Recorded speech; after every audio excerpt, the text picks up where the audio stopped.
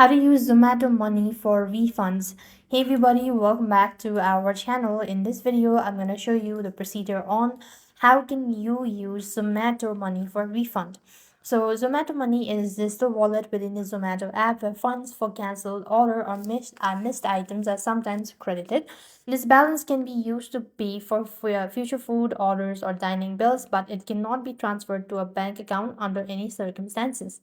So when you receive a refund as Zomato Money is automatically added to your Zomato credit balance. To use it, you could add items to your card and then just go to the summary section, select payment method, or just look for Zomato Money or Zomato Credit, and you could select these options to deduct the amount from from your total bill, and you can pay any remaining balance using other method like UPI or cards as well. And that is basically how you're supposed to use Zomato Money for refunds. I hope the video was helpful. Make sure to like, share, and subscribe. Thank you for watching. See you in the next video.